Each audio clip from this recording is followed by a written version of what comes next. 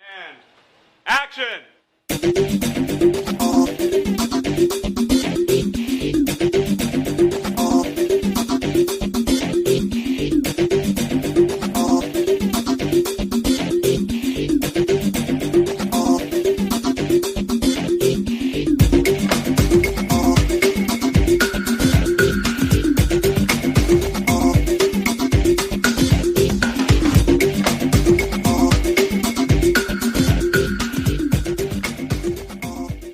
Disgust me.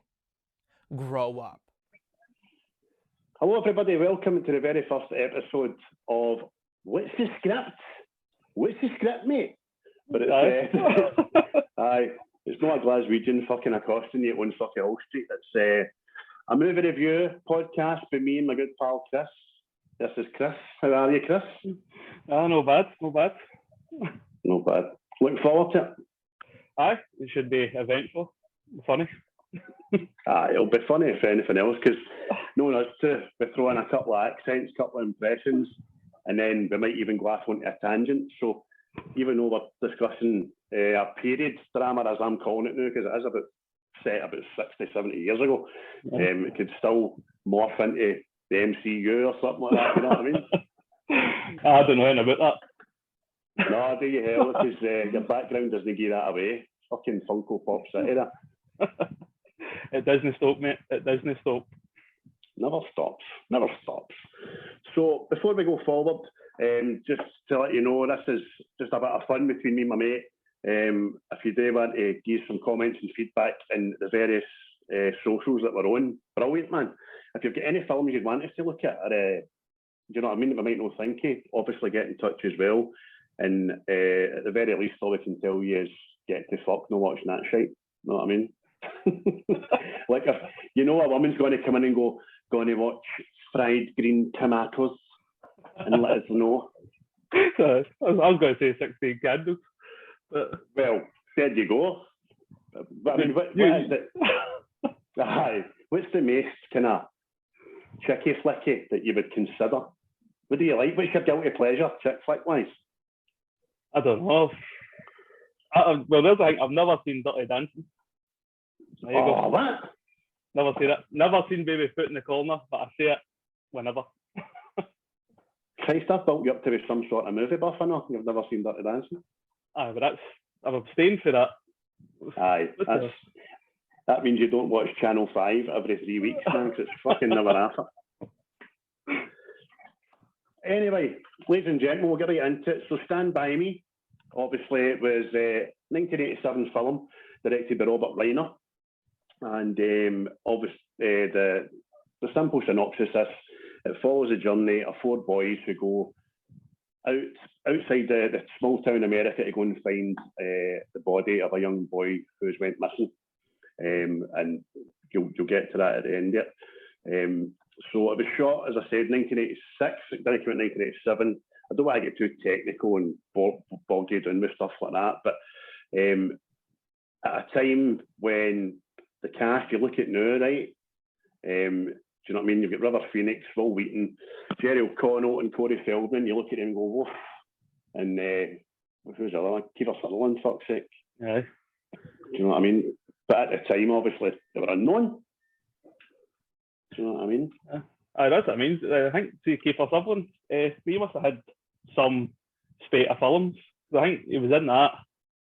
Then he was in Lost Boys, and then Young Guns. You know what I mean? Right after that, freedom, man.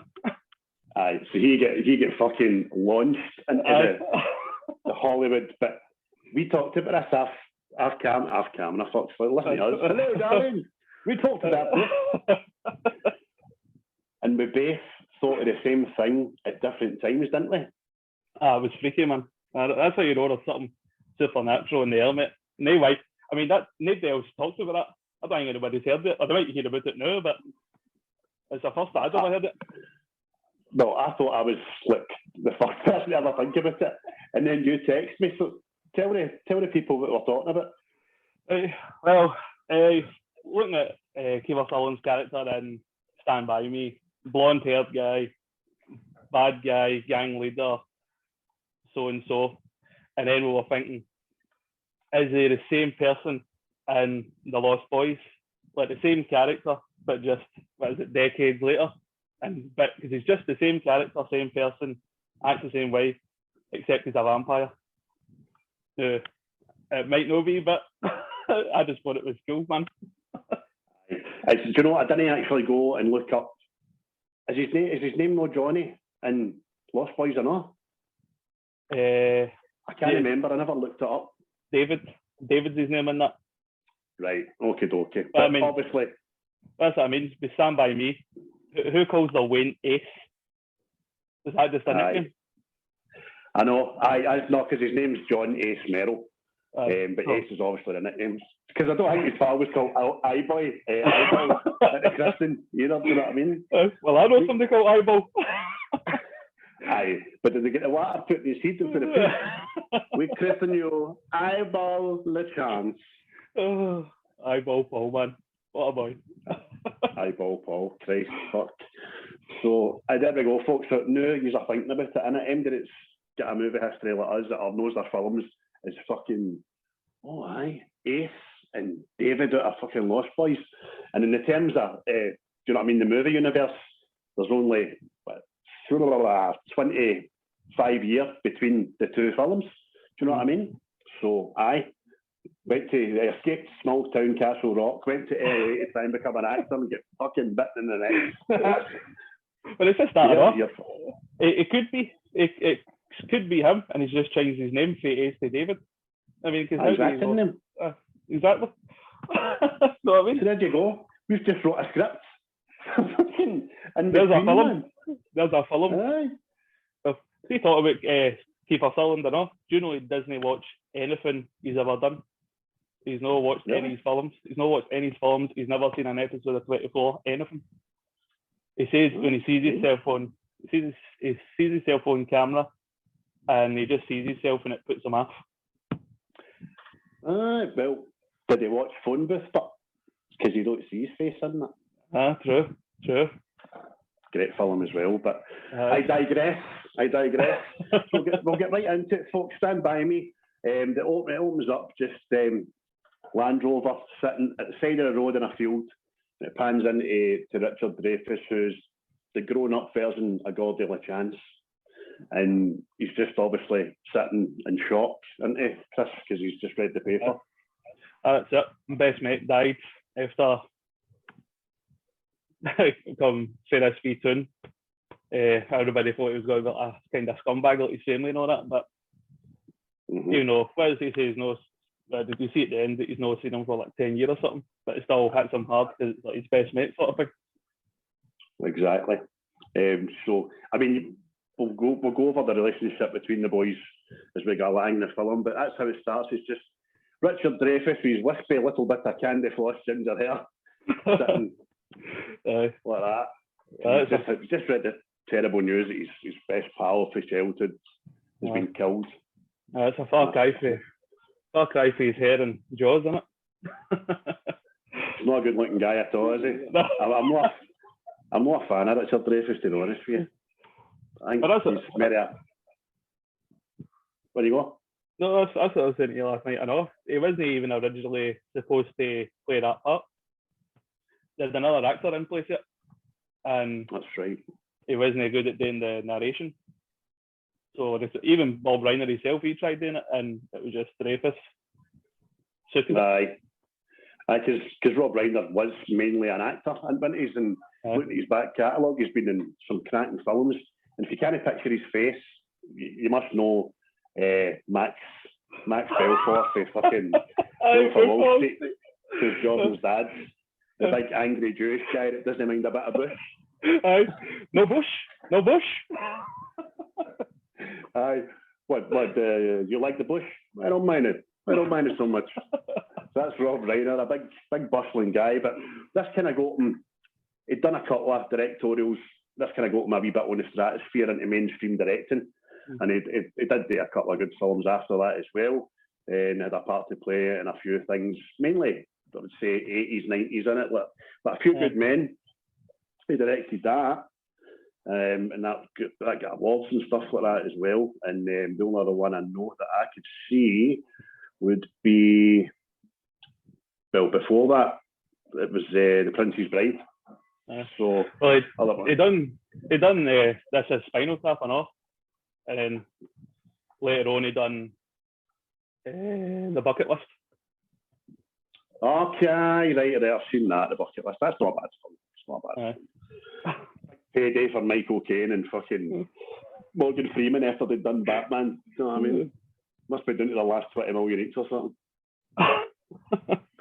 So anyway, we digress again. See, we go off in tangents. So Gordy's grown up. He's read the news. His best pal for childhood has been killed in a brawl at a show. I think it was at a restaurant. And it instantly takes him back to the summer of 1959. So what we do is it just goes right back into it. You see the young Gordy just walking through Castle Rock. And right after the bat, you know what I mean, you're taken there, aren't you? The cinematography in the film, who we credit to the Thomas Dilruth. It's brilliant. It's small town America. It's Cadillacs, it's Buicks, it's the rockabilly playing on the radio, and it's everybody waving. They all know one another, and it's the height of summer. And I just thought it was really good, man, because it takes you just for that 80s Land Rover boom back into small town America. Aye, because everybody likes a bit of nostalgia and that, don't they? It's like, see, whenever you see it, people go, I wish I was about at that time, you know what I mean? Because it all just looks chilled and authentic sort of thing. Aye, definitely, man. But everybody that grows up in Wheatons just went fucking out, didn't they? Aye. Well, that's where you kind of see that through the film, that like we see it like a brilliant wee place to live, see like the sense of adventure and all that stuff. But then as you go through the film, everybody knows your business. And if you've got a rogue in the family or whatever, you're tarred with the same brush. Definitely. So Gordy, the young Gordy's walking across the street and he just makes his way to the tree house. So they've got a wee gang hut, the four boys, and he gets up there with a secret knot, and that's where you're first introduced to Chris and Teddy. So Chris obviously is played by the late great Robert Phoenix, and Teddy by Corey Feldman. And they're playing cards of some sort. I'm not a gambler, and they're smoking the fags and stuff. Do you know what I mean? So right after the bat, you can see that they're kind of a wee wild bunch. They've got a wee gang hut, and it's all good camaraderie in it. Aye. Well, that's what I thought about enough before this. How, see, it's a good thing that this was wrote back then. Because, I mean, this film wouldn't happen though. I mean, who sees... In which sense? Like, well, there wouldn't be a treehouse for a start. And that wee group, they wouldn't have met up. They'd be all talking on WhatsApp or whatever it is, you know what I mean? So you wouldn't have a film for a start. I get you. I thought you meant they couldn't make that time period in today's market or something. I got it wrong, but no, you're right. Because they wouldn't go and meet, wouldn't they? No, they'd just all sit in a group chat or fucking Zoom or something like that. Exactly. Aye. So it's when you're meeting them that Dreyfuss is narrating, and he's giving you a wee bit of backstory about Chris being the leader of the gang, and about getting the blame for the milk money, and about how his brother's a douchebag, and obviously he's been tarred with the same brush. And then Teddy as well, he's obviously, what's the script with him? He's got his ears fucking held to a stove and bumped half his father. Well, that's what I was thinking, that, because the film goes on as well. Teddy always sees like his dad, like a war hero sort of thing. He's storming the beaches at Normandy and all that. And I'm thinking, when this is set, stuff like PTSD and all that, isn't it?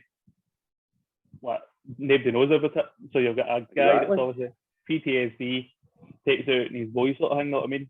And then that kind of abuse, that's why he sent him off his nut, because that's what he says.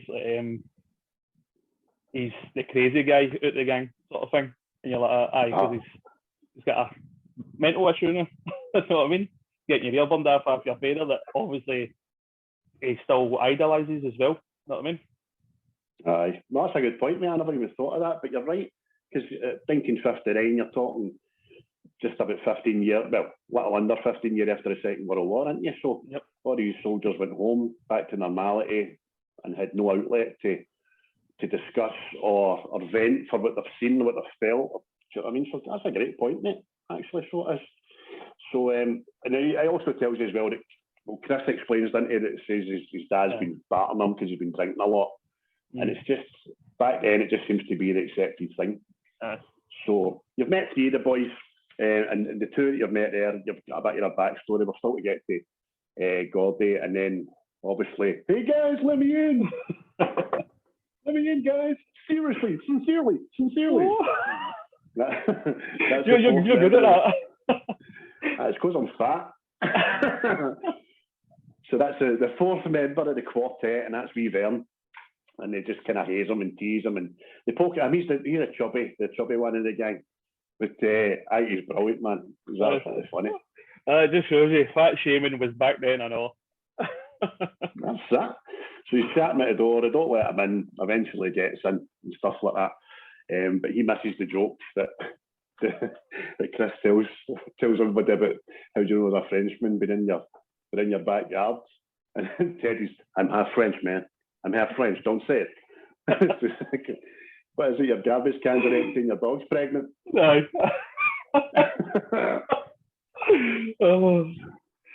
The French are fair game. just like us. Exactly. So wee Vern comes in eventually, they let him in and stuff, and he's buzzing to tell them his stories. Guys, I got something to tell you. Sincerely. So he says it, doesn't he? And they're just taking a piss, and they're not really wanting to listen. And he goes, I ran all the way here. I ran all the way home to a show. But eventually he gets to tell his story on. You go, you tell him what wee Vern's got to tell us. Yeah. Well, obviously he's done looking for his pennies, his jar of pennies that he's lost. Well, he had a treasure mark for it, obviously, but he's more chucked that out as most day. Never don't like clutter, the woman. And he hears, I'm sure it's his older brother, isn't it? And his pal talking about how they boosted a motor. And they found the dead boy, Mr. Bauer. And they talk about how they're talking about should they report it sort of thing, but reporting it where they were, it would lead to maybe them getting the jail or whatever because they've obviously stole a motor. So he's eavesdropping, obviously under the house, looking for his pennies, and tells his wee crew. That's how it all kicks off. That's good up of age. So, exactly. So obviously that's a story that's been doing the rounds about town, and as I say, it's small town America, and everybody knows everything at the same time. So the backstory is that a young boy from town has went walking along the railway lines to pick some berries, and he's not come back. He's not been found either. The general consensus is he's been hit by a train somewhere, but where, they do not know. So immediately the boys, they all agree, they all hatch the plan to say, do you want to go and look for this dead body? We'll get in the paper, we'll be on the news, and they're dead excited, aren't they? Aye. As like you say, it's like, as wee boys would be, they can get themselves in the paper and get famous and all that stuff. You know what I mean? But exactly. As it goes on, you kind of see the maturing through the film and all, which is good to see. And immediately after that, once they've agreed that they're all going to kid on, they're staying at each other's houses and go to the drag race and stuff like that, so that mums and dads won't ask any questions. It's then that Gordy reveals that his mum and dad wouldn't give a fuck anyway, because no long before that, he's just lost his big brother Denny in a car accident. So goes back into that, and that's when you hear about Gordy's struggle and trauma at home, because his mum and dad are just they're walking dead, aren't they? That's it. They're just doesn't exist really in their eyes, because his older brother was the blue-eyed boy sort of thing. All their hopes and dreams pinned on him. So that I think it's like anything. That's not really the case, I don't think, but it's portrayed that way by his view in the film. Definitely, because I was thinking as well, obviously for people who have not seen the film, I hope you won't watch it after it. Denny is the golden boy. He's the high school prom best looking guy with the best looking lass. He's the quarterback for the winning football team. Everybody in the town knows him and stuff like that. And then there's a bit of an age gap between him and young Gordy.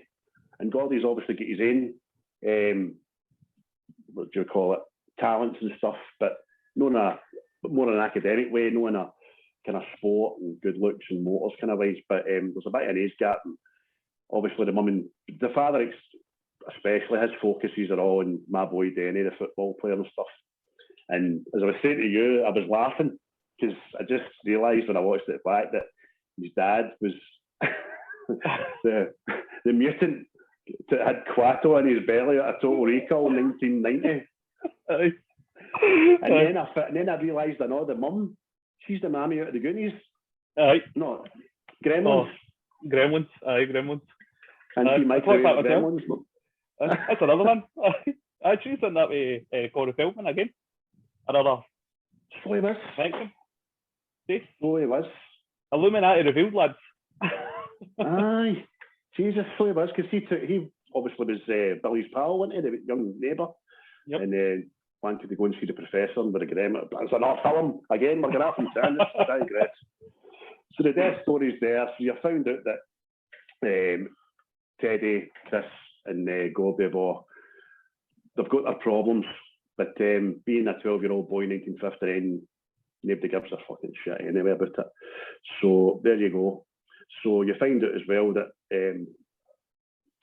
Gordy goes to look for his brother's baseball cap into the room, and his dad appears. His dad gives him a hard time about the boys he's hanging around with. No, why can't you have friends like your big brother? And it's just then you see that you're just, his parents don't care. They just, do you know what I mean? They can't get over the death of the golden child.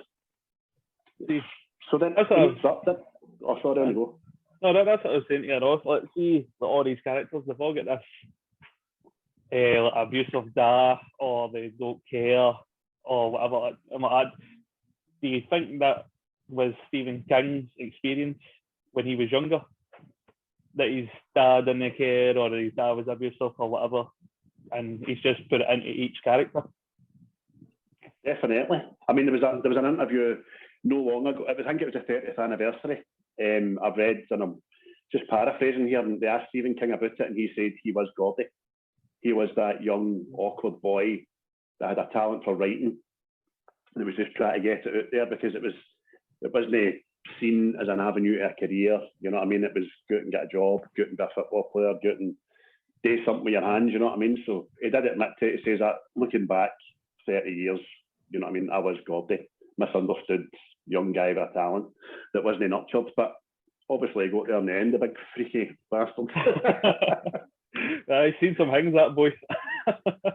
Aye, he's got some imagination there, Stephen King, as you probably all know, and he nearly died, I know, didn't he, Stephen King? That mad weird accident or something. Aye. I can't remember what that was. No, I'll come back to it, man, but it was something weird, something he would have probably wrote, and he came through it, but he's not the best looking chap, but sure his bank manager doesn't get a monkey's fuck about that.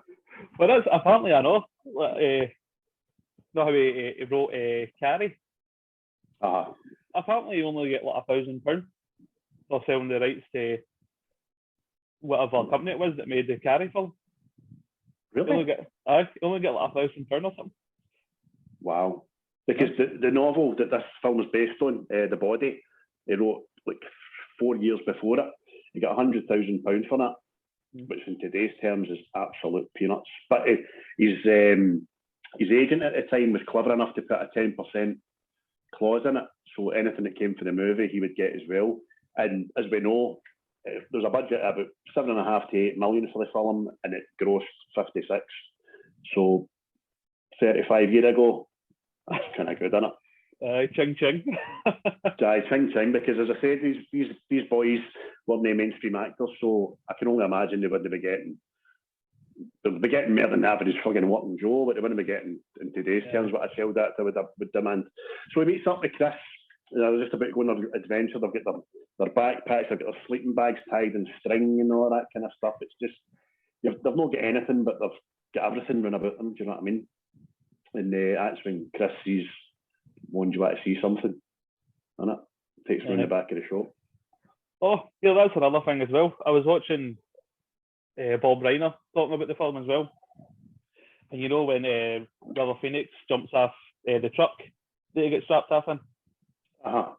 where he says thanks to the guy that's driving says sure thing, and that was a nod to Reiner's other film, The Sure Thing, with John Cusack in it.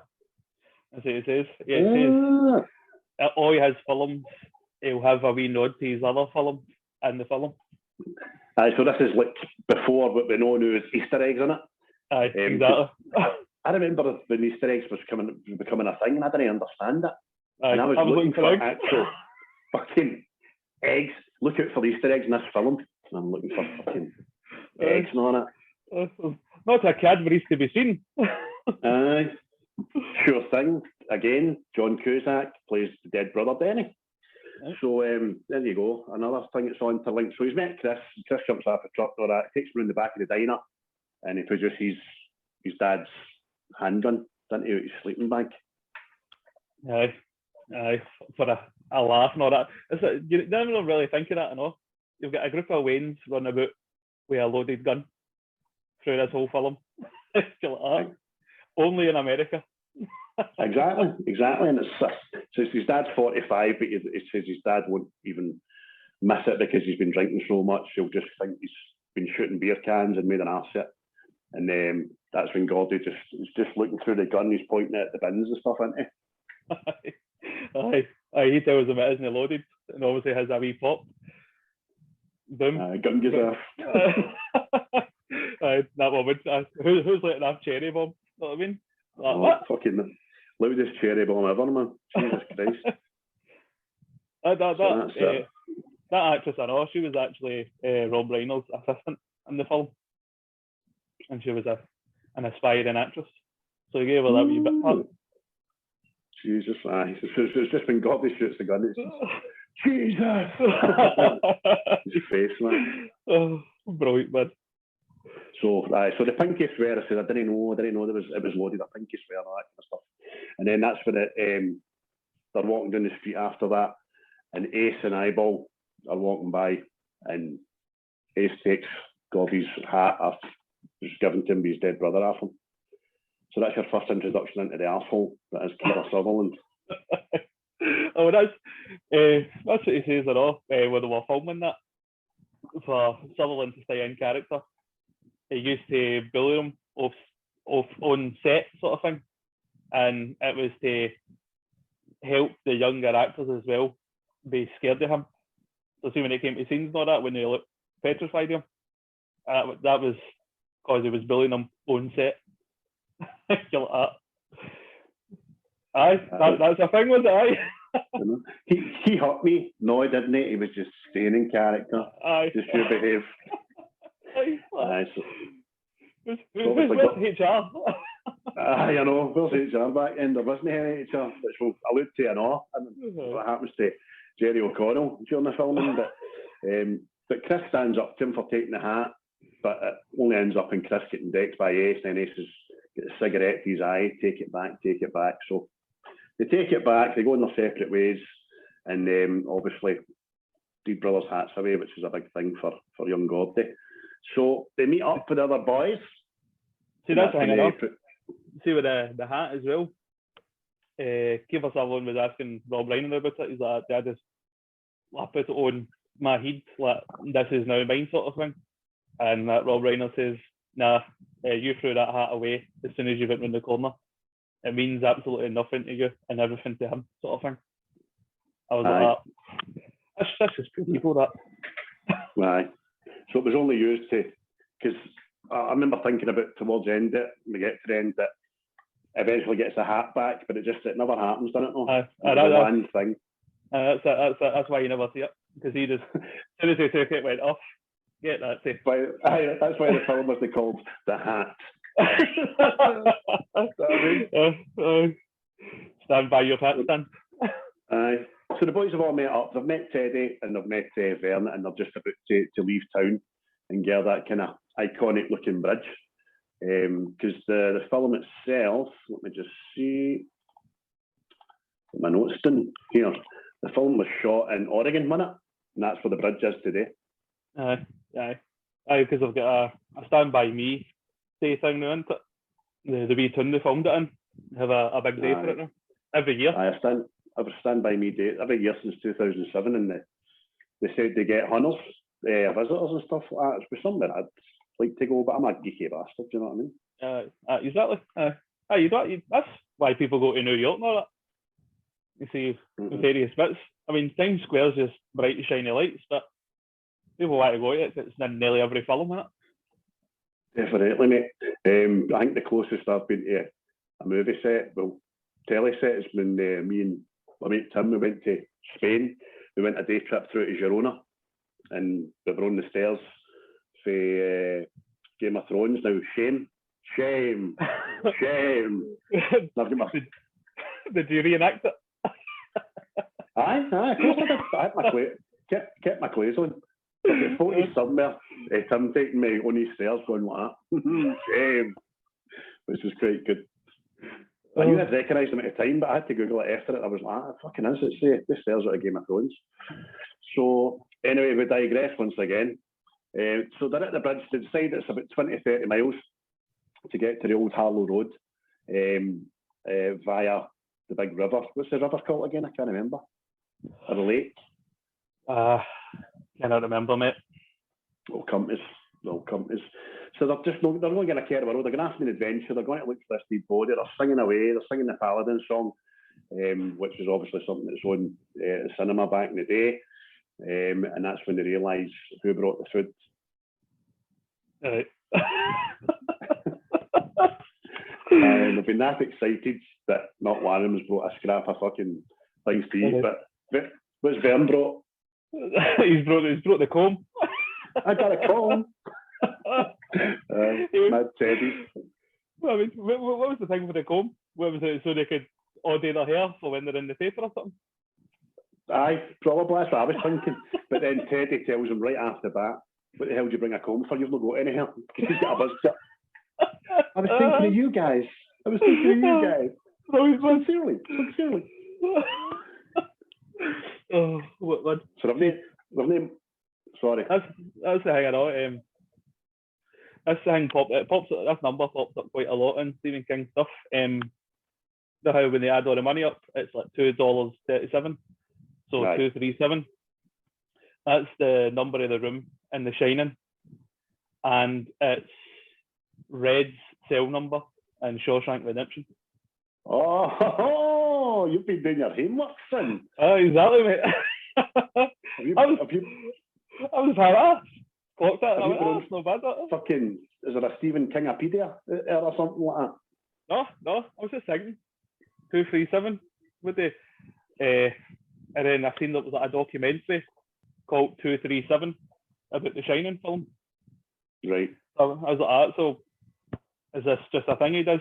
Because it's like, well, see if you watch The Sopranos, they always talk about 3 o'clock, and you never really know what it is.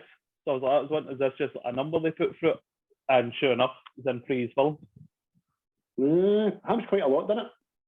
Directors and actors and stuff like that, they put, as we say again, Easter eggs all the way through their films. 237. Because turns out that Gordy's got $1.02 and the other two have got 60 and 68 cents. Mad Vern that brought the comb, he gets 7 cents. As you say, get the money together, and then they'll decide they're going to go to the next shop, which we'll get to. But then they're standing in the train tracks at the time, aren't they? And just say, train's coming. So the three boys walk off. Teddy's sitting there. That's what makes me think he's get like some sort of trauma in his head or something. See with that train coming. Like suicidal tendencies, but I don't know if it goes that far, sort of thing. But that's how I was like kind of thinking to myself. Is that messed him up? I know. And then as you see later, how Teddy reacts after somebody talks about his dad. Aye, because if you're not seeing the film, what happens is Teddy stays on the railway tracks for the train coming. He's wanting to dodge the train. And the other boys are like, come on, stop fucking about. But as the train gets closer and closer, like, come on. And Chris obviously jumps up there as leader of the gang, wrestles with Teddy, manages to get him off just before the train comes. The two of them fall out at it, don't they? That's it. So, like, again, just makes you think that he's got a screw loose after, obviously, about his dad, don't you, sort of thing. So I don't know if it's like, because like they see later on in the film how he still idolizes him like a war hero sort of thing. So I don't know if it's like gave him some sort of complex that his idol has done this thing to him, or he still sees him as a war hero, as like a coping kind of mechanism for it, other than seeing him as an abuser. Aye, definitely. And his coping mechanism, as you say, he's just trying to probably prove to himself that he's got some of his dad's stuff in him, you know what I mean? He's no fear and can dodge trains, and he's going to be a soldier one day just like his dad. Do you know what I mean? Totally doesn't mention that he's melted the boy's ear off and probably beats him every time he gets drink in him. And but aye, it's something that just would be obviously picked up on like that today, kind of thing. So the boys have made up the stuff like that, and then we see Ace and the gang in the car playing fucking mailbox baseball. And it's then I thought it was then that Billy eventually tells Ace about the dead body. But again, the chicken's with it. Aye. I think it kind of highlights and all that Ace is like the only real baddie sort of thing. See, in that gang, I think the rest of them are just like making up numbers, but he is the actual proper thug criminal about it, know what I mean? Aye. Because they've already kind of got this thing, should they report it, blah, blah, blah, blah, blah. And if they don't really want to be doing it, he's encouraging them to do it, all the thing, sort of stuff. Right. I think Eyeball, now Chrissy's big brother, I think he's the closest to Ace, because he looks like a fucking pest, and obviously you allude to the fact that Chris is tired with his brother's brush anyway, so his brother must be an asshole as well, just as bad, although Ace is undoubtedly the fucking leader. So whereas they're playing, this is what's fucking getting to me, right? What they're doing, guys, is they're in a car, they've got a baseball bat, they're driving along, and they're hitting mailboxes, right? Called, like fucking, I can't remember what to call it, mailbox baseball. And every time they hit a metal one, it's a strike. If they hit a wooden one, they're out, and somebody else gets a turn. See, in small town America, where they all grew up and you know everybody, how many fucking mailboxes do you know about? Do you know what I mean? Aye, that's true. Unless they drove to another Wheaton. Aye, I know. I'm just looking for it's the first time you've done. If it's not the first time you've done this, then obviously you're having to go further and further and further out of town to find fucking mailboxes to date to. Do you know what I mean? That's the only thing that was fucking kind of muddled to me. But that was it's just a kind of a wee interjection just to give a wee nod to the fact that Ace and the gang are still about in the background, they're getting on with fucking their daily pish, and they'll be in it later on. So by this time, the boys get to the junkyard, don't they? Aye, sick balls. See, the kind of, when they're in that junkyard and all, and obviously they start having, you see again that they're still young Waynes and all that, but what it also showed to me and all, see when they'll start flagging each other, see boys and their humour, it has not changed one bit. No, you're right. Right away, somebody's maw's getting pelters. So I mean, just that still happens, you know. Your maw. How many maw jokes do you know? Know what I mean? It's the same as you just said. It's the same with day. Even adults, we're still fucking. We talk about women and we rib other women. Do you know what I mean? That are close to the person, they're annoying. But Dreyfuss is doing quite a bit of narrating at this point when they get to the junkyard, because he's giving you the backstory about how there's this legend has it about Milo and Chopper. Now, Milo owns the junkyard and Chopper's his dog. And the legend is that if you're caught in Milo's junkyard, then you'll hear the cry, Chopper, sick balls. And the boys think that this dog's been... Nobody's seen the dog. That's what Dreyfuss says. Nobody has seen this dog. So they think the dog's trained to attack the male genitalia. I mean, rip your balls off if you're caught in here. Which is quite a good security backstory to have if you want to hung a junkyard after. But that's what I was thinking of. How does he train the dog to do that? How do you try that the first time? Where do you get volunteers? Very true. But you know that story's just started by one boy at school, and he's been caught in there, and I made it out there in my life, man. I heard him shouting, Chopper, sick boys. His dog's trained and all that. And then obviously the dog's still been seen, but obviously everybody in the school thinks that this dog's going to be a fucking bear. You know what I mean? Again, it's like you can pull comparisons again, because like see when we were younger, there's a wee lane just up the hill from me, right? We used to call it the Witch's Lane. And we used to call it the Witch's Lane because when you go so far along, an old woman used to come out and shout at you. And for some reason, she was a witch.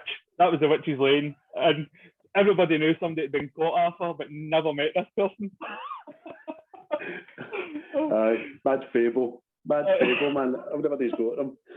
But at this point as well, before you see the boys sitting down, that you see that Gordy and Chris are really close. You see their relationship as one more like akin to being brothers. Do you know what I mean? And they don't. The thing I find about this whole film is, for the time it was shot and the time it was set, that the two boys don't mind giving each other a hug. They don't mind telling each other how they feel. Do you know what I mean? It's quite opened about male bonding back then, which was probably frowned upon. You know what I mean? Who you touching, faggot and stuff like that, which you see in other films. Exactly. That's what I'm saying. You kind of see like mature stuff through it and all. That's how they call it a coming of age film. Bits they start as wanes, and then you see the mature side of it. But see when there is like a mature bit or there's like a serious bit, it's broke up again by you see the childlike side to them again. Aye, exactly. Because almost immediately after, Chris tells Gordy that he's going to get out of this town, he's going to be a writer. And do you know what I mean? Right after that, the three of us sitting around flinging rocks in a can, talking about women's tits. Exactly, you know what I mean? I can only imagine it's somebody off the telly, but apparently women's tits are getting bigger week after week after week. They could tell by the t-shirts she was wearing. Aye, spilling it and stuff like that. Aye.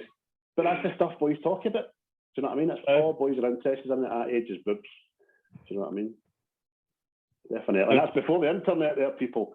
Even when I was that age, Christ, I had to find a scud book in the bushes, man, before they had something to look at. So they decide to get the money together, go to the shop, but they're not all going, so they do the coin toss, didn't they? And did they a gutcha? A gutcha? No, I was like, what is a gutcha? I mean, who said that was a bad thing? Is a gutcha a bad thing? Aye, another thing. So what happens is they all toss a coin, and the four of them lands tails, and Vern's freaked out, man. He's like, oh my God, guys, seriously, that's a gutcha, that's a gutcha. And apparently if that happens, you get a gutcha. Four of the same side of the coin, something bad's going to happen. So Vern's been fucking freaked out by his big brother, talking a lot of shit to him. I can't remember, he gave an example about it, but I can't remember. Aye, I think it was like 12 guys or something get wiped out or something. I can't remember what it was, but aye.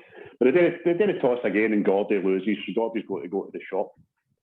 So he plods off with the $2.37 to go and get provisions for this fucking 4-day hike. You know what I mean? To there and back. It's like that. I know. See when he goes into that shop, you see what he gets for that amount of money. 4 cocks. 4 cocks. Aye. And $1.50 a ham or something like that. Aye. And he's also got comics and swedgers and stuff like that. And but did you see the name of the shop? I did, but I forgot it again. It's the first I've ever noticed it, and I looked at Quidalicious. Quidalicious. So you're in America. A quid is like slang for British pound. You know what I mean? So why is it called Quidalicious in small town America? But Quidalicious, there you go. If you ever want to get $2.37 worth a week's shopping, go to Quidalicious in 1959. The first Poundland, that is. Aye. And the shopkeeper, obviously, he instantly recognises Gordy, didn't he? Aye. Through, again, that's what we were talking about, the pros and cons of living in a Wheaton. He goes into that shop, the guy just instantly starts talking about his big brother again. How he's a good guy, blah, blah, blah, blah. And it's just, again, listen to his dad. So, again, that's what I think it's like a con. Let's say, living in a Wheaton. You know, if you've got somebody bad in your family, you're going to get turned with that brush. But see if you've got somebody good, you're always going to be judged against that sort of thing. So you're not going to be good enough. Yep. Aye. Exactly. So the shopkeeper's obviously just saying, nah, your brother, what a great player with us and stuff like that, won the game, and do you play football? And already Gordy's starting to drift off and go, what?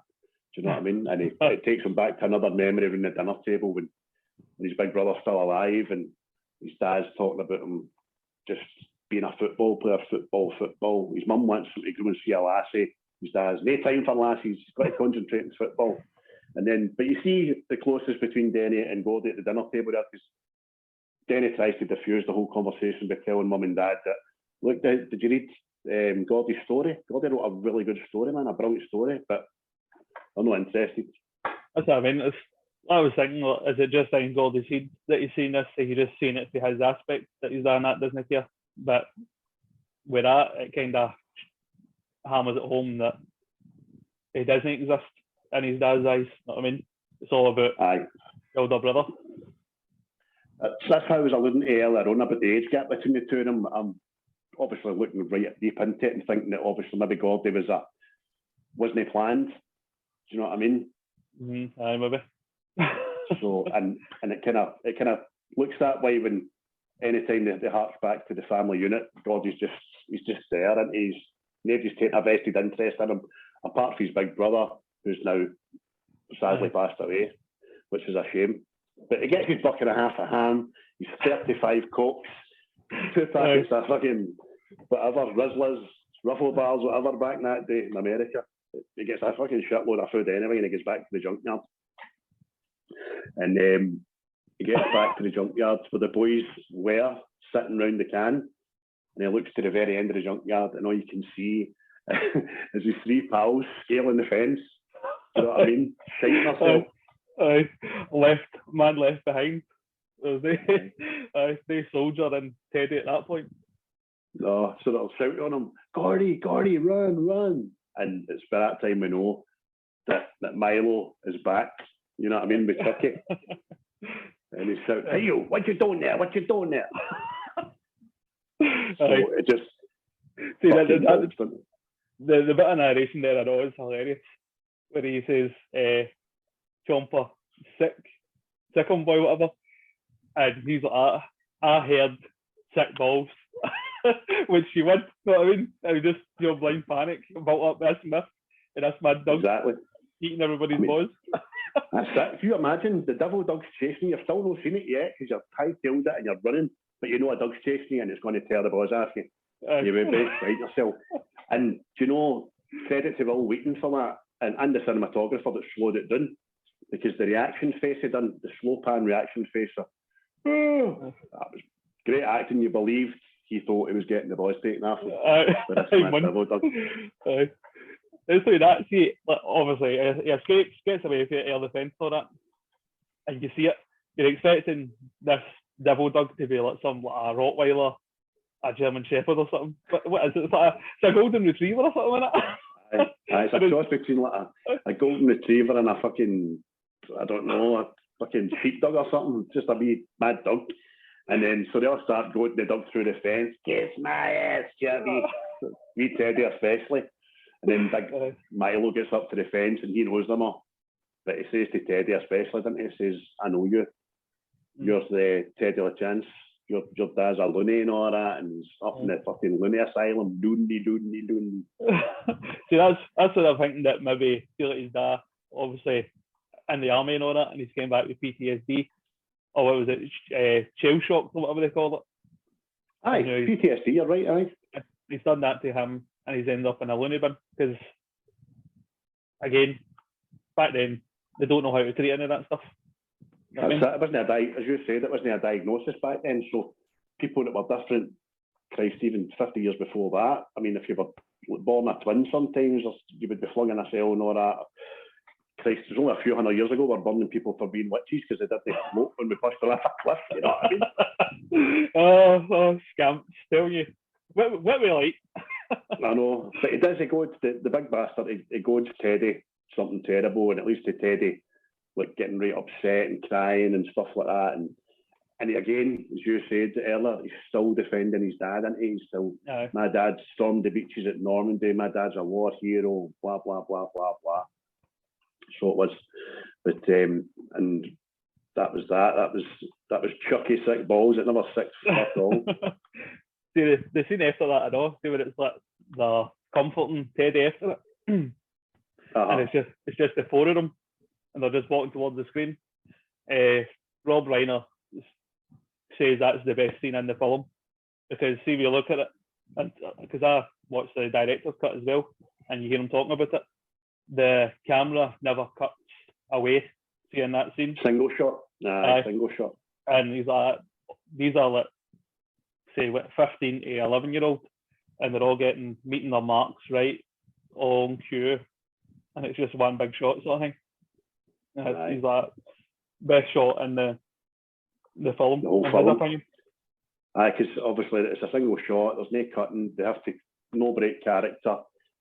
They're all kind of worried about what Teddy's he's doing. They're trying to talk about it. Vern's being Vern. He tries to start singing Paladin again, and that's what I'm talking about with the see when it gets to like a serious bit or whatever. They break it up again with showing that they're still winning with him breaking into song. And then I think that's just comedic and also the way Gordy and Chris just look at him like that. What are you doing? So I mean, the guy's traumatized and you're just singing. Exactly, man. So then cuts after that, they all plod on their way. It cuts back to Ace and the gang who are just sitting about, just being teenagers, and Eyeball's getting a tattoo scribed into his arm with a razor blade, for Christ's sake, and then they hear they're talking about women again. Do you know what I mean? And he's talking about how he can't get anywhere with this girl, and Ace just says to him, what you want to do is get yourself a good Protestant girl. Where he's at the get. Do you know what I mean? Stay away from the Catholics because they don't give you nothing. Well, there you go. That's no for us to talk about, but no. You Protestants are dirty bastards. I don't know whether to be proud or take offence to it, you know what I mean? Brilliant. And then they hear about the missing body on the radio and stuff like that as well. And is that where Ace eventually gets told? No, they still don't tell him, but still don't tell him, don't know. Again, it kind of shows you, I know, that see that gang, although we think of them as that they're supposed to be older, that they're still kind of like Waynes and all, because that guy's, he's choking, he's wanting to say that they know where the body is and all that, you know what I mean? Whereas, see if they were like these hardened criminals sort of thing, like they'd just be, no even mentioning that again. Like the wee guy's getting a tattoo, he always tried to tell me to shut up sort of thing. Aye, Billy. That's it, isn't it? Mad Billy. She shut up, man. But I want to shut up. So they're still not talking. And then it leads back to the boys. They're walking along the railway lines. They've got lollipops singing in the background. And that's when, just another random thing, Chris says to Gordy, I stole my dad's cigarettes and all that. I've got one apiece for his after dinner. And then that's when they divulge nothing better than a smoke after a meal. that was the thing I know. See with Teddy and Vern, they're talking about who would win a fight with Superman and Mighty Mouse. Mighty Mouse. Every single boy has had that argument. I mean, I've had it with Mighty Mouse. Was it you? Who would win out of Batman and Spider-Man? Which is Spider-Man, obviously. But it's not. No. It still happens, mate. It still happens. And I thought, again, that was another thing that see people reflect on it and go, they can relate to it sort of thing. Aye. But see that no, it's quite funny about that. See Teddy's rationale for saying that Superman would beat Mighty Mouse. It's nothing to do with their powers. It's because Superman's a real person and Mighty Mouse is a cartoon. So you see what that's said as well, mate. It's like showing you like the difference. You've got they two talking about who can win this made up fight, where you've got the other two talking about their futures, what they're going to do in life and all that, and it's just like showing you like the split down the middle. See like the theme of the film, like growing up and still being Waynes at the same time. Because Gordy asks Chris then, do you think I'm weird? And that's when Chris says to him about the whole, no, you're going to get out of this town, you're going to become a famous writer, you're going to leave us douchebags behind and stuff like that. Do you know what I mean? And it's when you see that Gordy's, although he's got the talent, obviously he's not interested, he wants to still be part of the gang, but Chris has been even more mature. So he's not just a leader of the gang because he's the best fighter or anything like that. I guess he's genuinely, he's like a brotherly father figure. And he says, no, you're going to get out of this town. You're going to make something yourself. You're not going to hang about with us losers. You know what I mean? Which, as you say, is very adult. Aye. Considering they're only meant to be 12-year-old at the time. Yeah, true. And then right in front of them, Teddy and Vern are dancing, singing to Lollipop, and then talking about Mighty Mouse and Superman having a square go. Exactly. It's like you're just seeing the two, like the split down the middle. How this coming of age film, they're still Waynes, but it's showing you the other aspect of it. But they're just on the precipice of becoming older, sort of thing. Aye, because even Chris says to Gordy, when Gordy's down talking himself, Chris says to him, "Shut up, that's your dad talking." Do you know what I mean? Aye. And he's fucking right, because obviously he's getting that kind of treatment at home that he's starting to believe it. He's not worth anything, so why bother? Do you know what I mean? Because if your own parents are not going to give you encouragement and stuff like that, then why should you believe you've got it? Exactly, mate. So we get to the bridge. Aye. The film that we say is a long lens. I'm sure he says it was. Aye, they bought a new camera especially for it, apparently. Aye. And it would cost a lot of money. But they bought this new camera, and the actual bridge, it's the McLeod River Railroad Bridge, which is in over Lake Britain in California. And it's huge, isn't it? Aye, massive, man. There's another interesting thing about that as well. Rob Reiner was talking about it when they were filming this. So obviously it's roasting, and the crew are having to push this cart thing across this bridge. Mm-hmm. Right? So, but he wasn't getting what he wanted out of the two boys. Even the train's supposed to be right behind them. They're supposed to be terrified, think they're going to die in all this, and they weren't doing it. So he says, he just started screaming at them, "He's ruining this film, these guys are tired." So, told me bits practically. And then the two, he says, I could see Vern lip that started to go. And the other one, looked like he was ready to burst into tears. And that's when he says, like, roll the camera. And then they wrote, so he says, see me, you see in the film, that it looked like they're close to tears. It's because they are. You know what I mean? Because I was I read that yesterday as well, and it genuinely, because Jerry, to let you understand, again, if you haven't seen the film, they've got to cross this long bridge over a river. It's about 150-foot drop, and they need to get across there in case a train comes. But obviously, the train starts coming, and Vern, he's on all fours, isn't he? Aye. And that's when he loses the comb. Aye, he drops the comb.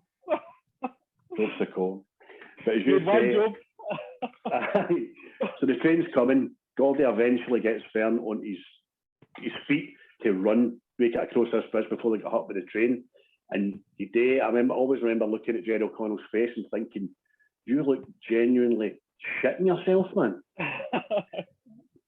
And as you say, it's because in real life, the director sent him, see the guys pushing that camera along the dolly, they are going to kill you if you don't make it across there. So that, as you say, he starts going, roll the camera, roll the film. Brilliant, man. That is brilliant. He's done it a couple of times in the film with different scenes, but that one you can proper see it. That's how you know that they're still Wayne's and off, because you imagine that Rob Reiner screaming at a 11-year-old guy, "You're terrible! You're terrible!" Exactly. I'd be fucking shite myself. I think, as you say, the HR wasn't in place back then, and I would have a lot more. Oh, definitely. In fact, so again, I thought the cinematography was quite good in this as well. I mean, people will look back at a film at that time and say, "Oh, it's fucking dead old looking, blah blah blah," but it's not. They get a brilliant panel shot of the full bridge. You hear an eagle going across. It's calm and it's still. It's beautiful, man. Until the train starts coming. Aye, it's iconic. It's how soon you see film, like scenes that he films, it's the scene that you would identify Stand By Me with, say just that scene. If you just seen that, you go, oh, that's Stand By Me, sort of thing. Aye. I mean, a lot of people have said in this the train looks fake, but it's a real train. It's a real train. Can it look fake? It is. I mean, if you really look for it, you can see how they've shot it. You can see, whereas the train in the moment of the film looks as if it's right up their arse, you can see how they've shot it and it's a bit behind because of the scale of the train, but I think they've done it brilliant. I think they've done it absolutely brilliant. And eventually, obviously, Vern and Gordy, they just make it. They're still not right afterwards. You need to jump onto the steep slope, don't they? Aye. Don't make it with flying colours, sort of thing. Aye, just as again, the terror in the face of Vern is just absolutely brilliant. And then, so they make it, the train goes by, and then again, it's instantly return to young boys when Chris just says to them, best train dads you ever met. What is it? At least we know when the next one's coming. Exactly. Best train dodge ever. At least you know when the train's due. You just see the two and look as if to go, prick. But the fuses, what could have been a pure traumatic fucking situation, it brings you back into the line with the fact these are 12-year-old kids again, man. So after that traumatic experience, they decide to make camp for the night, didn't they? And they've got their buck and a half of ham out of the fire. Just roasting whatever it is, man. And Vern drops his in the fire. But he gets it back out, which is quite good. So they've had their fag. They get the fags after the meal. They all agree it's the best time to have a cigarette. Nothing like a smoke after a meal. And this is where we learn about Gordy's talent for storytelling, isn't it? That's it. Oh, there's another wee Easter egg in this for you. Obviously, the story of the pie eating contest. Lardass, the character in it, getting practically filtered off people, back to the old fat shaming and all that. How this guy plotted his revenge on everybody for making fun of him, has the castor oil. But see the egg? Why does he smell the egg? What does the egg do? I just think it's fucking bogging. I don't know.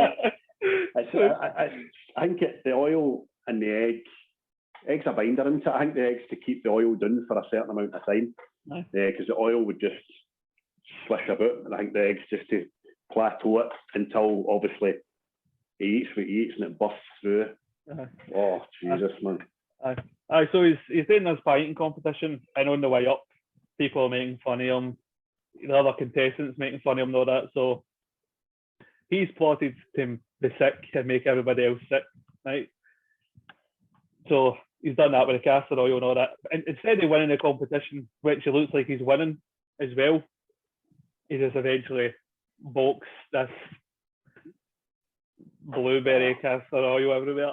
And it's fucking, man, see what it's sitting on that guy's face. I was like, oh. As you say, it's not about winning the competition. So again, if you've not seen the film, Gordy tells a story about Lardass, who's the town joke. He's very overweight.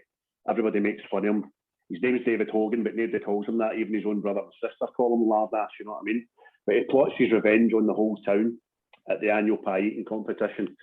So, as you said there, Chris, is even getting up to the stage, it gets tripped up by the fucking big bully guy that's won it 3 years in a row, and everybody calls him Lardass, and boom bar every time he takes a step. But beforehand, Lardass has plotted. He's not interested in winning this. He just wants revenge. So, as you say, mate, he's got a big bottle of castor oil. Downs it a wanny, and then he cracks a raw egg into his mouth, and then he proceeds onto the stage to do this pie eating competition. So, like you said, mate, he's 5 pies in, right? I think everybody's still on their first pie, and he's like, done. His face is covered in blueberry and pastry, and then you start hearing the rumble in his stomach, and that's when his plans come to fruition. So, projectile vomits on last year's champion, who vomits on somebody else, who vomits on them, and that. Before you know it, the whole audience is vomiting everywhere, vomiting in their bags, vomiting on their wee brother, vomiting on their sister, their mum. It's good when he says, Mayor Johnson threw up on his wife's tits. I saw the wee Easter egg in this, right? Aye. I said to you, I watched it the other night, and then I watched it last night as well. And when I watched it the first time, see in that the storytelling bit of it, there's a bit that cuts to two twins, right? And they talk to the two twins, and they say something to Lardis, right? And I thought the first time I watched it, I went, why, if they get what? Why does that need specifically said, right? So I chow down wide load or something, innit? So see, the second time I watched it, there's a guy standing between the two of them, right? Do you know it's was it Ray Bibber, the boy's name is? The dead body? He's standing between them. I swear, mate. It's obviously a story, innit? Aye. It's obviously a story. Is that confirmed? Is it him, the guy that plays? I don't know. I didn't Google it. I just seen it last night, and I was like, oh, that's gonna make me freak out a wee bit, by the way. But that's fucking genius, isn't it? That is genius for Rob Reiner, by the way. Absolutely genius. I like that. Remember me about that. I'm going to look for that. I was just thinking, well, I mean, why have they got a specific like lines? You know what I mean? It's like they're not really important, and it's not like another character in the story sort of thing. Not how it would be like reimagined, like another, and it's just two people standing. But I was like, I thought, why have they got lines? And sure enough, the second time I watched it, I seen the guy, and I went, he looks like that deep guy. That is brilliant. That is brilliant. I love fucking shit like that because it was brilliant. I'm not going to say anything about it. So they've told the story anyway. The boys are in the fire going, yes, what a story, Gordy, absolutely brilliant.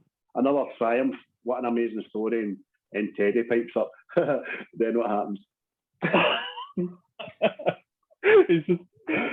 It's just a halfway daft dirty one. But then what happens? I don't know. And what was it? It says it gives a suggestion for an ending. It's just totally nothing to do with the story. I just Teddy will say something like he goes back and he shoots everybody or something, and he ends up a hero. You're like, what? He's just interested in the action, the drama, and the gun shouting. So they're just trying to get to sleep, but before they do it, they're just round the campfire telling stories and like just daft boy chat in it. Like, what's goofy? See, what is goofy? That was a good point. I thought it was a dog. Goofy. Well, Plato's the dog. Pluto's a fucking a Greek mythologist. But I mean, why is Hangman? So he's a dog, Mickey's a mouse. So what is Goofy? I always thought Goofy was a dog. Aye. I mean, I know what you mean. Why would we have two dogs in the one kind of cartoon universe? One's an actual dog pet, and the other one's a walking, talking fucking idiot. Well, it was a bit goofy, so hence the name. But there you go, folks. What do you think Goofy is? I think he's a dog. I can't see him looking like anybody else.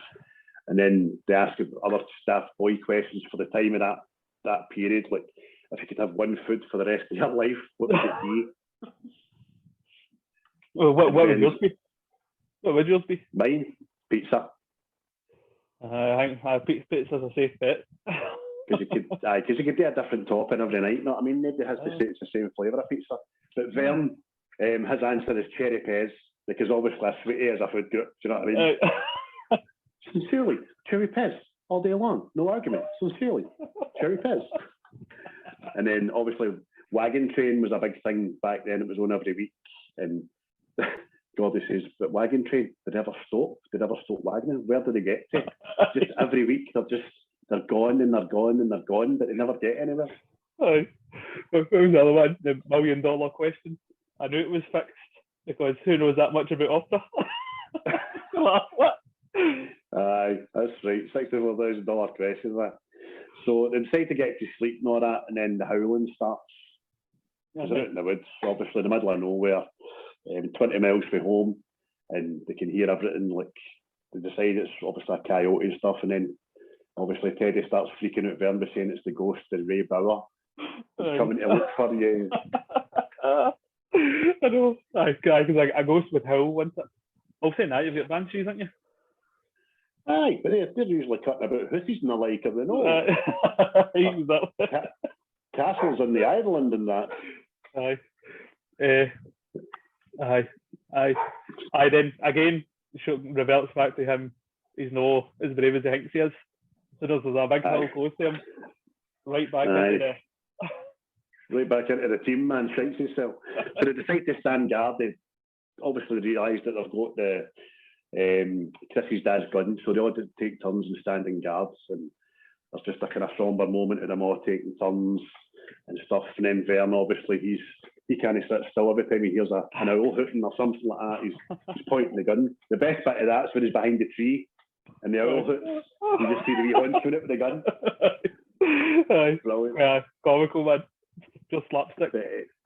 But Gordy has a bad dream, and Chris is he's on watch, and he's doing, keeping the fire going and stuff like that. And that's another pointed bit in the film about Chris and Gordy's relationship, because Gordy wakes up, him and Chris have a talk about stuff like that, and that's when Chris consoles Gordy about how he's going to get out of the town, about how his mum and dad are fucking dicks, and he's going to make something of himself. And then they talk about college and stuff like that, and then Gordy asks Chris outright, "Did you steal the milk money?"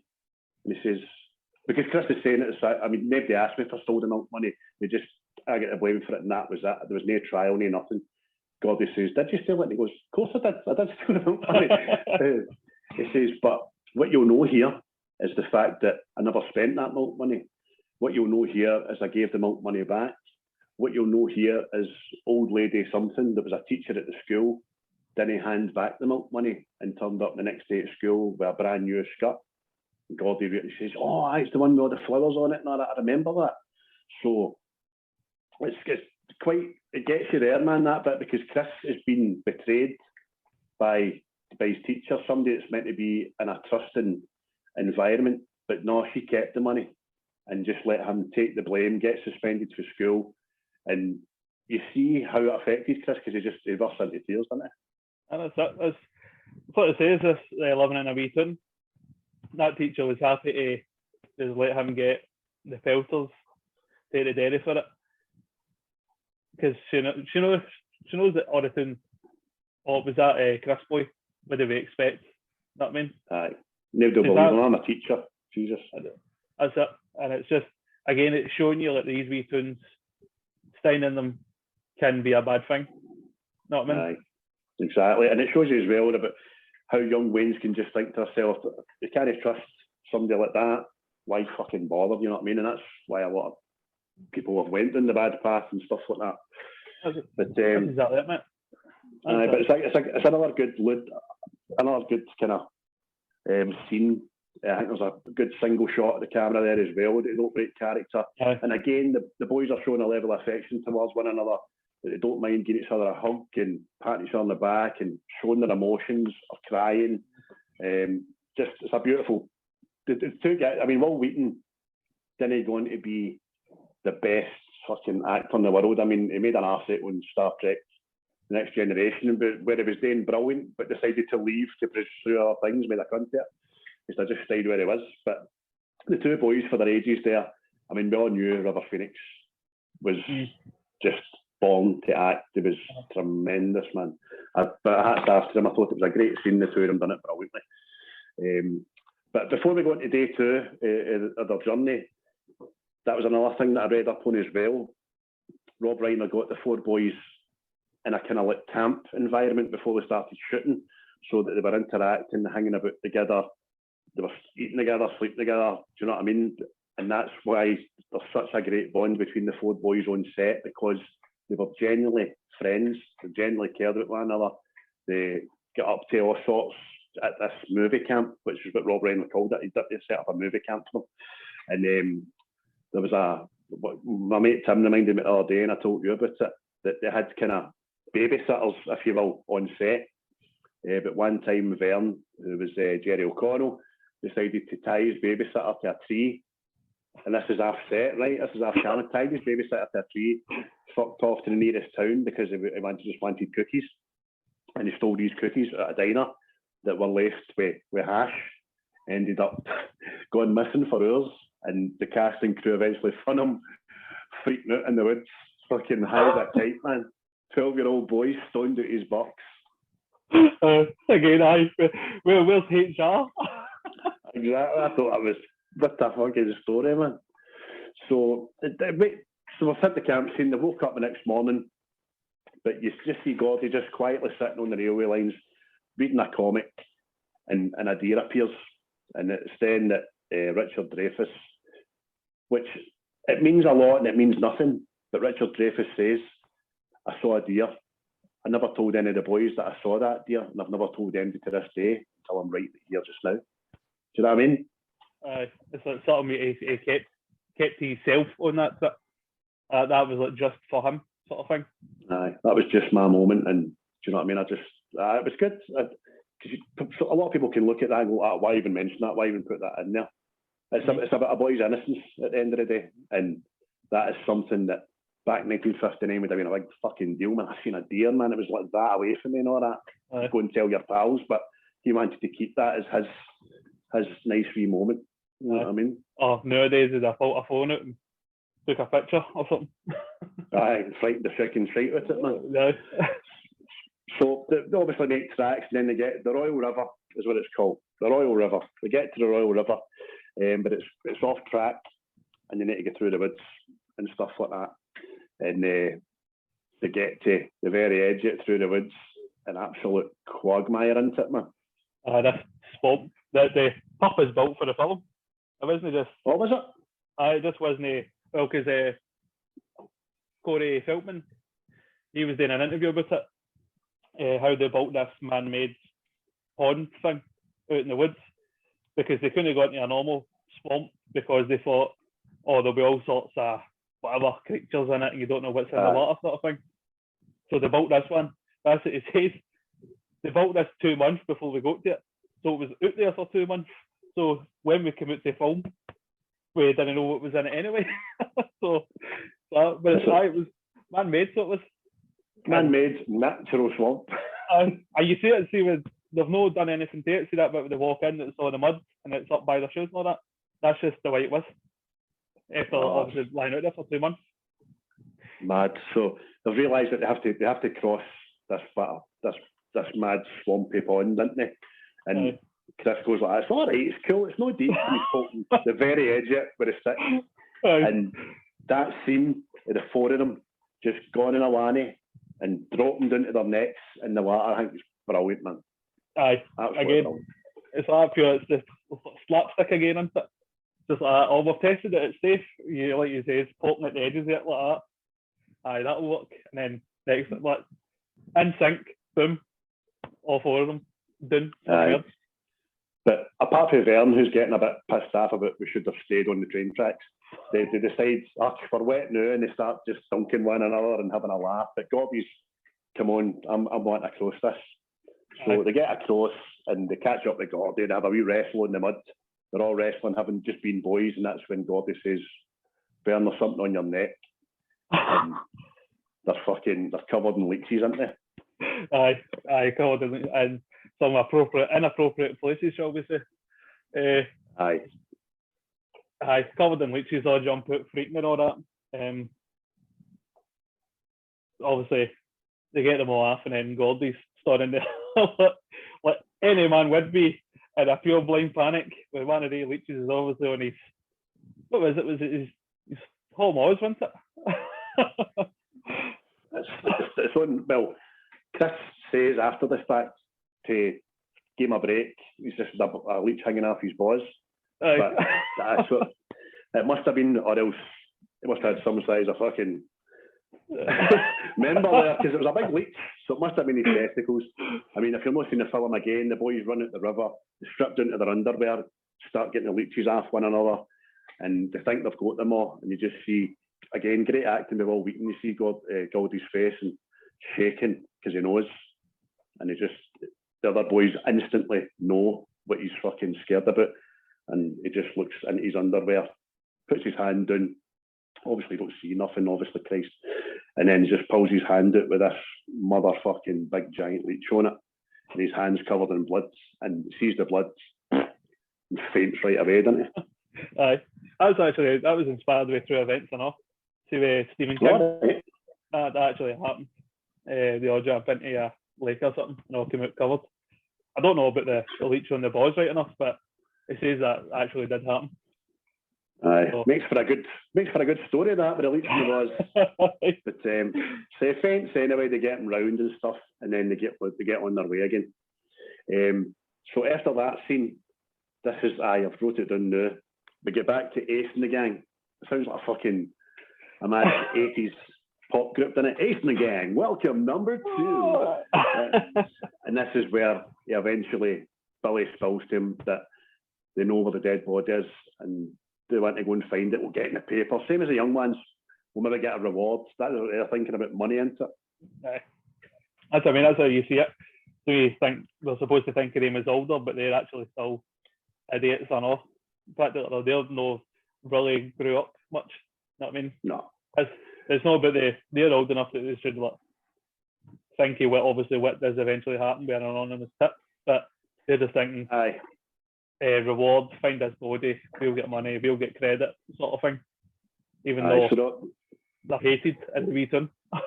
Exactly. But this is where you notice as well that the gang seems to have doubled in size.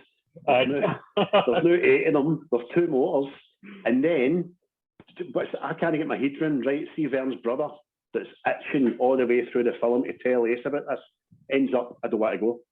Aye. Why? I don't know. See, I thought it was like maybe they two had see how they stole this motor. Mm-hmm. I was thinking maybe they had stole something else and they didn't want Ace to see it, sort of thing. Like that was at the LB thing. That's right, aye. No, that's what I was thinking, but it's not really explained, does it? Or no, maybe he's just got the pure para. Aye. Guess what? His body. Nah, do I go? Sorry, exactly it. But Ace is Kiefer Sutherland's quite good at that, but he says, okay, I see your predicament, and I've heard your argument, and I'll give you mine back. Get in the fucking car. There's no arguing because they're off here as fuck him anyway. So that's that. But so the boys eventually cross the river. Had their play in the water as we've seen, the fainting and stuff like that. And what's after this? We forgot to say that Ace has been playing. When they set out, Ace and the gang, we get back to them quite quickly. And the 2 motors are on either side of the road, heading the same way, obviously. And then a truck's coming, and that's where you see Ace is a bit fucking mental as well, isn't it? He's definitely, like I said already, he's definitely going to be a criminal, regardless. But see, when I was watching that a bit, I know, nobody it reminded me. Remember Forrest Gump, where he's getting chased with the boys in the motor? Aye. My head went right to that. That's why I just don't know why, but it's. Exact same probably setting and same period of car, same period as well as Forrest Gump. So, I mean, it's just, I had me thinking, it's all these wee tunes, did they all have all these assholes? You know what I mean? They must have it. Especially back in that time period, you would think about it, wouldn't you? Because it was everybody wanted to be. I mean, back then in America, small town America, I mean, a lot of the towns banned rock and roll, didn't they? And that's how the youngsters rebelled. With rock and roll and with the big Buicks and stuff like that, and fucking chip pan in their hair. And that's what I'm just thinking of. But see, with Ace, that's what strengthens my thinking that he ends up David in Lost Boys, because you can tell. See, with the other bit of the gang, you can tell it's just kind of like a phase for them. Aye. They're just being enough, whereas that's his path. It doesn't matter where. Aye. The other day, he's doing that, know what I mean? Aye. He would rather play chicken with a 7-ton lorry full of logs, and if he dies, he dies, isn't it? So a bit, as you say, if you're going to allude to the Lost Boys transition of him becoming a vampire, then it's a bit like Louis in Interview a Vampire. He's just gave up. He doesn't care if he dies or not. And that's why Tom Cruise makes him a vampire. So maybe that's what happened. And that's why he becomes a vampire in the Lost Boys. That's coming along, man. Aye. We don't need this. I'd buy that for $1. So we've done all that anyway, and this is where they get to the back of the old Harlow Road. On the back of the tracks, obviously, and they get to the old Harlow Road, and they more or less instantly find the body of Ray Beverden. It's Vern that says, I can see him. And that moment in the film as well, they just see that the kind of legs at the bushes, and they decide to get into the bush, obviously. And you see, I mean, at this time, Richard Dreyfuss is narrating again, telling you how he felt. He says that he's obviously been hit by a train and it's knocked him right out his, I can't remember what he calls them, but it's sneakers, isn't it? They've got another name for them. And you see one of his shoes hanging in the bush, man. That still gave me chills before you've even seen the dead body's face, you know what I mean? So they get a stick, they pull back the bushes, and there's just silence, isn't there? To see this kid, their age, for their town, lifeless, and Dreyfuss narrates, and again, he says, what is it? The kid wasn't sick, the kid wasn't ill, the kid was dead. Aye. See, I think that's where, see that this film, how they're young all the way through this and all that. As soon as they see the body, I think that's where the childhood kind of ends for them. Aye. Because you can. Yep. You stole my thunder there, because up until that point it was an adventure and it was exciting, wasn't it? It was as if they were going to get this prize, but the realisation, him not being sick or ill, it was fucking deeds, man. That's when, as you say, the innocence kind of left them, and the reality of the situation just fucking hurt them like a ton of bricks, mate. So that's nice. But just preceding that as well, I mean, there was another, I forgot to say it as well, Gordy and Chris had another moment together, walking along the tracks before Vern shouts that they found the body, and that's when Gordy's trying to convince Chris that he could do something himself. He doesn't have to be the town arsehole, he doesn't have to be what people perceive him as, he can make something himself. And obviously that stuck with Chris, because as we'll get to, that he made something himself before his untimely death. So they found the body. No sooner they found Ray Bauer, that Ace and the fucking idiots arrived, didn't they? The Warriors. Aye. Aye. Again, it's like you see the contrast, like Gordy and that, they've kind of went, oh, this is wrong what we're going to do. But these idiots are still, oh, we can get credit, we can get money and all that. It's like the younger guns are more mature than the older gang, you know what I mean? And Ace is set on getting money or the credit for it one way or the other.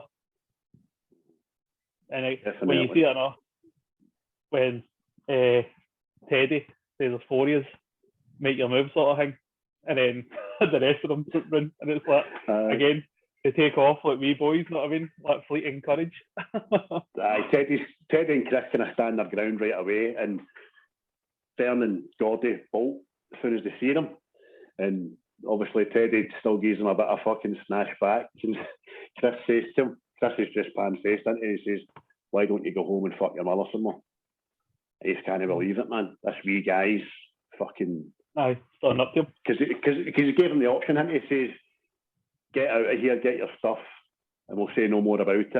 But if you don't get up this body to us, we're going to fuck you up, aren't we?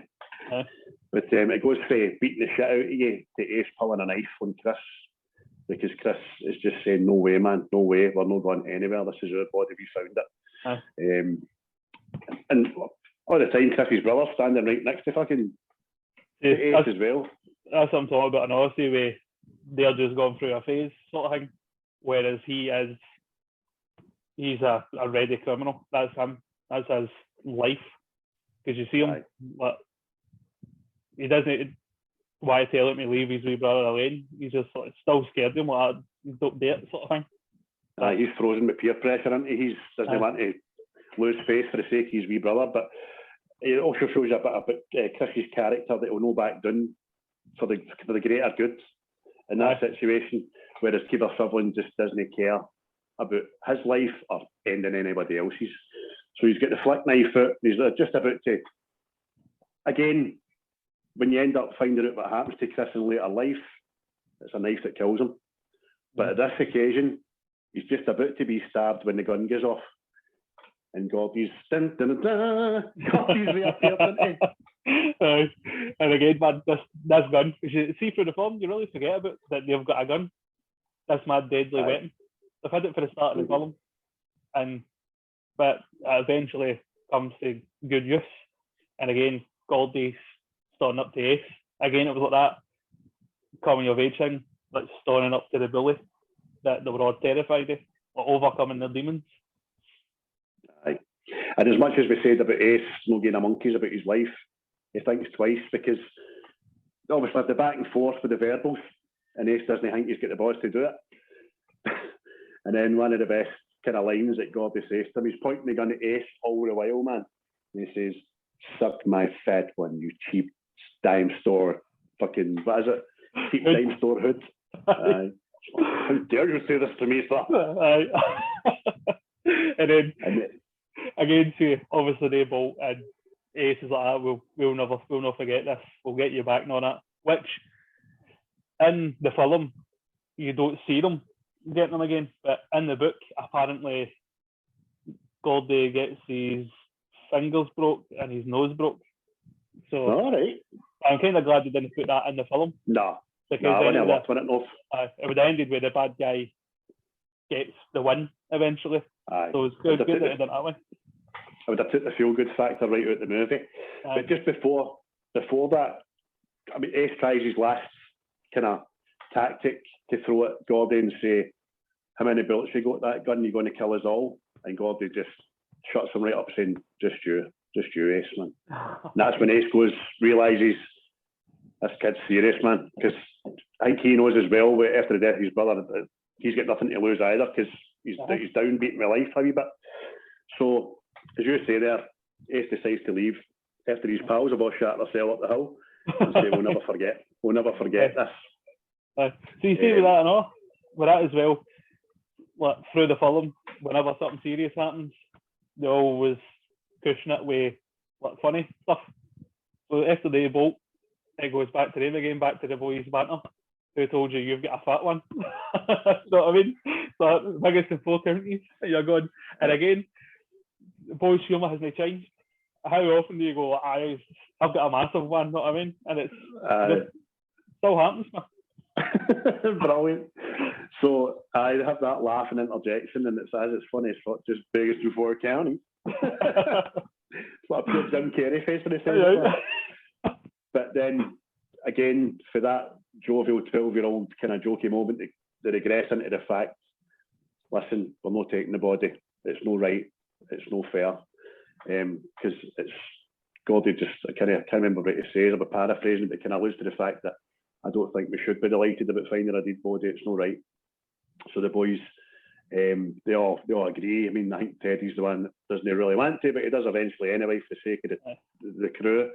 And it alludes back to the fact with Dreyfuss narrating that they've left the body there and they made an anonymous call to the cops, and the body was discovered that way. And then we go back to Dreyfuss, didn't we? Right. In the present day, as the present day was in 1987, writing down his story at the front of the computer. And obviously his own kids, "Come on, Dad, let's go. You said this an hour ago." He says, I'll be right there. And but what's the last line he puts in the book again? I never had friends like I did when I was 12 later in life, but then again, did any of sort of thing. Aye. So I was just a brilliant way to sign off with it, you know what I mean? But because it shows you it's practically Stephen King's story, him being Gordy. So it was like a good way to finish it up, that him now being the writer he is, and finishing it off with a writer's kind of way of writing stuff. And then it continues on. Let's see, like his boy hanging about with his pal. He kind of sees it again, that it's his boy's sort of journey, sort of starting. What I mean? The next generation. I was a bit premature getting to that end there, because I forgot that the boys obviously get back to town, they part ways, and Dreyfuss is narrating and he's giving you what happened to each and every one of them. Like Vern ended up with a family of 4 and he's still in the town, he's a forklift driver. Mm-hmm. Teddy tried and failed, was it to get in the army about fucking 7 or 8 times. Ended up in and out of jail and now does odd jobs in the town. Talking about the odd jobs again, the first time Teddy is ever mentioned is in the book Carrie. He works in a gas station that she destroys. So it's again, that's later in life, but we don't see it. You know what I mean? There you go. So, yeah, watch that now and see if the gas attendant's got a melted ear. Well, I'm just thinking, because Carrie was it before Stand By Me, I think, wasn't it? Aye, I think so. Aye. So they're probably, there might not be a big thing, but the time frame of Carrie, what era was that set in? Carrie was set in the kind of 70s, 80s, was it not? Aye, it was. Exactly. 70s, I think. That's what they're saying, that he worked in the gas station. So I don't know when it is he's older. But again, I don't know if that. I just googled that sort of thing. I don't know if it is in the film, but it's definitely in the book. It's definitely mentioned in the book. Like that, I know. And then when he's discussing, when he's telling you about what happened to Chris, it's then you find out that Chris did make a go at it. It wasn't easy, but Gordy helped him get through college and he became a successful lawyer. But being he still had a good nature and wanting to help people. And it was standing in a queue at a diner or something, and a fight broke out. A guy pulled a knife. Chris tried to break it up, get stabbed in the throat, died instantly, man. Aye. That's, I mean, it's just the way that just it ties up Chris's story. This young guy that came for a tomb that everybody thought he was going to be a scumbag and follow his family's way of life and all that, and in the end he dies doing the right thing for something that people would probably expected him to do. You know what I mean? Exactly. I think it was just like a good way to end his story. Tragic, but it was a good way to end it, sort of thing. I've got mixed feelings about it. It definitely works for the purpose of the film and the story and all that stuff, but they're still a bit gutted that it happened to him, a good guy. You know what I mean? Because it happens in real life, man. I mean, look at the soldiers that come back for fighting wars just now, for Afghanistan and stuff, and end up getting stabbed in their own street when they come home, you know what I mean? So it's a tragedy, it's not a place. And as you said there, Gordy growing up finishes the book with smiles after writing his wee bit. I never had pals like that and stuff like that, do whatever. And he looks, obviously he's looking at his computer screen, but he looks down the camera at you, and you feel as if he's saying to you, well, I do anyway, it feels as if he's just looked jingle like that. What do you think of that story? Do you like it? Yep. Do you know what I mean? See, even he's at the computer as well. Obviously, he turns it off, but does that mean that he's turned the whole computer off, or is it just the monitor? And it's just like a thing he's gone through. He's wrote down that story, but he's no intention. Letting other people read it. Aye, and he just wrote it for himself, sort of thing. Aye, it's a therapeutic exercise. And it's like, see the deer scene again? No, that's just for them, sort of thing. That's not for everybody else. Aye, so maybe nobody else ever does find it about the deer because he's just used to it. He's not saved it, he's just turned it off. And then he looks at the window, he realises that he's, as you said, the next generation's happening. His boys out there play fighting with his friend. They're waiting on him to take them to probably the lake, something like that, because they've got their tools, and he goes out and starts wrestling, and that's when the film ends. Fades out with a dun dun dun dun dun dun dun. Here, did you know that Michael Jackson was asked to write a cover version, Stand By Me, but Rob Reiner kept it with the original.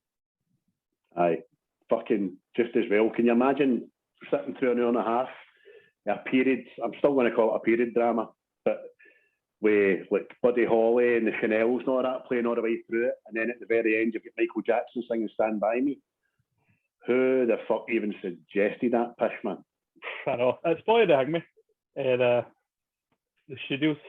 Because you always need like a big song to go with it. But Rob Reiner, that's what he says.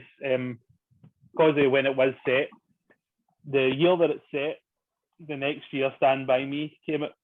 So he's like, we just kept the original. Because it kept in style with the rest of the film.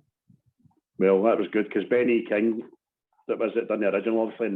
And at the time of the film coming out, Benny Stand By Me get back in the charts and hit quite high. It became number one in UK and Ireland. I think it got to number 4 in America. And number 4 in America is fucking huge, man. Do you know what I mean? So definitely got a bump off for that. I thought wee Benny was probably sitting, rolling about in his big room full of coins like Scrooge McDuck, you know what I mean? In the back talking dollar bills. Aye. Oh, definitely, man. Aye. There you go. A lot of stuff on the side of it and all that. Like, even like people that were considered for doing other roles, like the Gordy role, like Sean Astin and Ethan Hawke and all that. There's all sorts of stuff like that for it.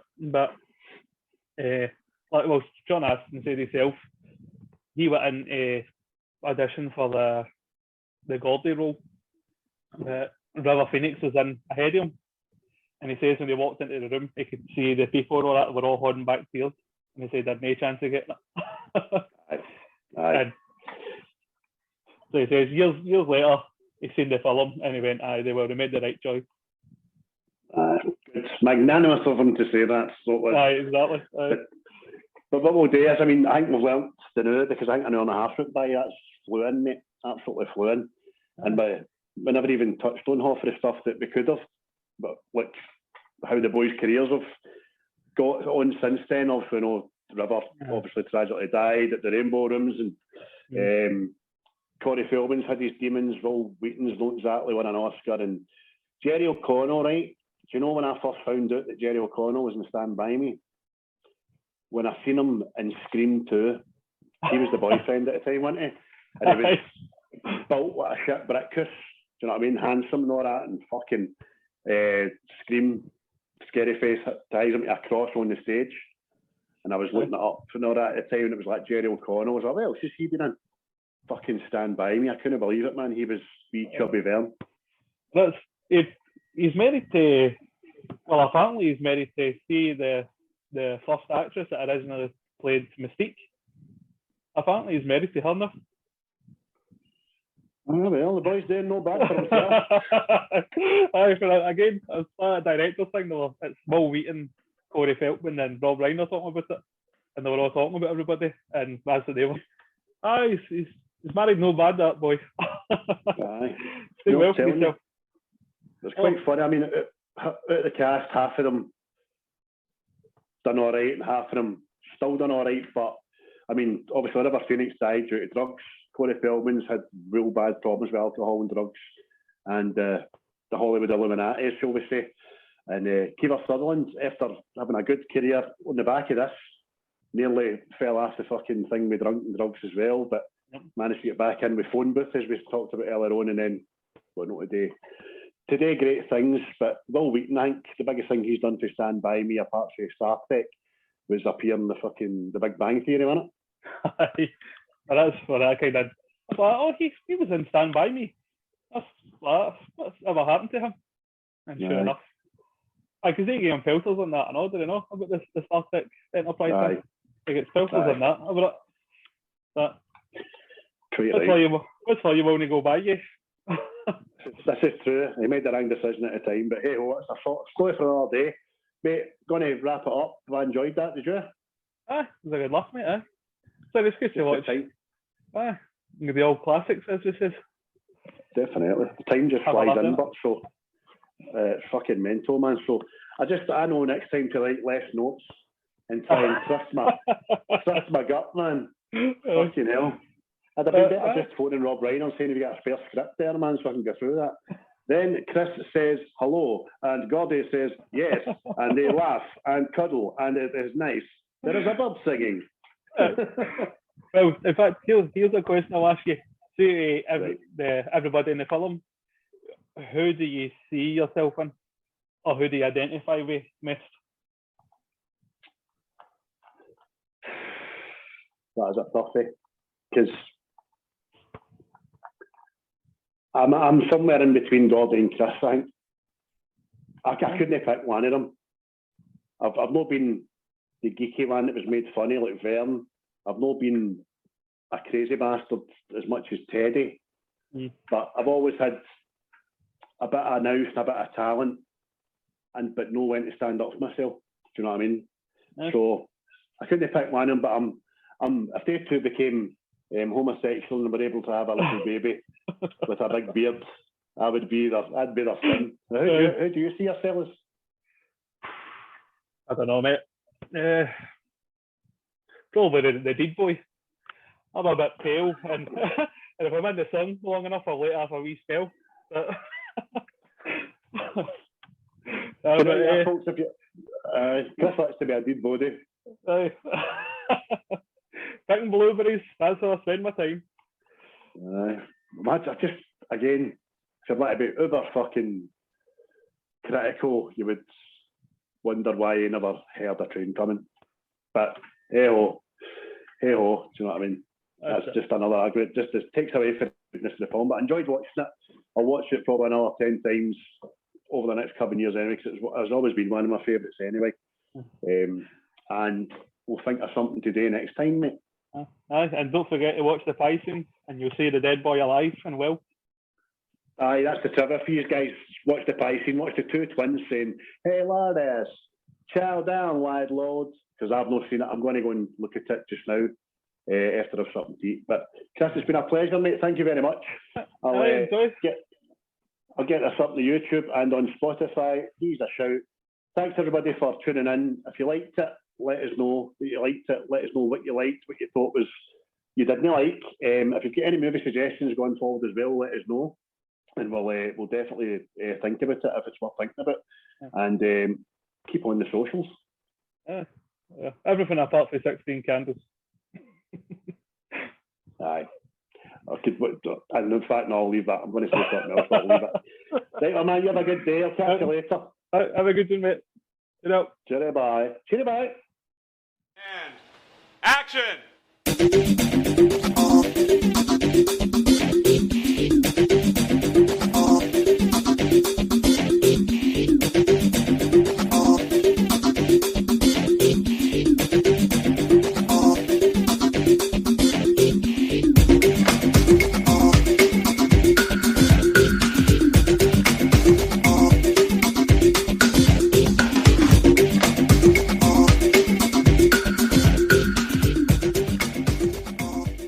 Disgust me. Grow up.